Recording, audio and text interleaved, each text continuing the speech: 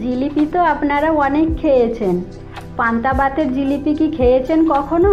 না যদি খেয়ে থাকেন তাহলে একবার বানিয়ে দেখবেন খেয়ে। আজকে বানাবো পান্তা ভাতের জিলিপি। তার জন্য পান্তা ভাত নিয়েছি। মিক্সিতে পান্তা ভাতটা দিয়ে ওর মধ্যে একটু জল দিয়ে বেটে নেব। বাটা হয়ে গেছে, একটা পাত্রে ঢেলে নেব। ওর মধ্যে ময়দা দিয়ে দেব, লবণ দেব, দিয়ে জল দিয়ে পাতলা একটা ব্যাটার বানিয়ে নেব। এইভাবে ব্যাটারটা বানিয়ে নিয়েছি। বেশি পাতলা করলে হবে না আর ঘন করলেও হবে না। ওর মধ্যে একটু ইয়েলো ফুড কালার দিয়ে দেব। ফুড কালারটা দিয়ে ভালো করে মেখে নিতে হবে। মাখা হয়ে গেছে, এরপর ঢেকে রেখে দেব। একটা বোতলের সাহায্যে জিলিপিগুলো ভাজবো।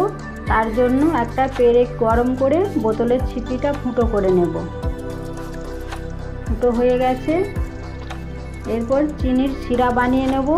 2 বাটি চিনি নিয়েছি, 1 বাটি জল নিয়েছি আর এলাচ দিয়েছি। এরপর ফুটিয়ে নেব। বেশি ঘন করলে হবে না, একটু চটচটে ভাব হলে নামিয়ে নেব। ঠান্ডা হলে মিষ্টির রসটা ঘন হয়ে যাবে।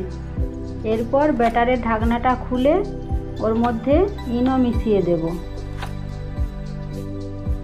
ইনোটা দিয়ে ভালো করে মিশিয়ে নেব।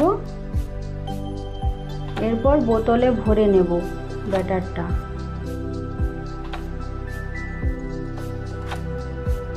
কড়াইতে সাদা তেল দিয়ে দেব। তেলটা গরম হলে মিডিয়াম আঁচে গোল গোল করে পেঁচিয়ে পেঁচিয়ে জিলিপিগুলো দিয়ে দেব তেলের মধ্যে। উল্টে পাল্টে একটু লাল লাল মুচমুচে করে ভেজে নেব। ভাজা হয়ে গেছে, এরপর তুলে নেব। মিষ্টি রসের মধ্যে দিয়ে দেব।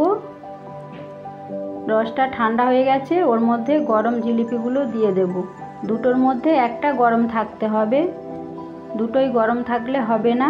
ভেঙে দেখাচ্ছি আপনাদেরকে জিলিপিটা কেমন হয়েছে। তৈরি হয়ে গেল আমার আজকের রেসিপি পান্তা ভাতের জিলিপি।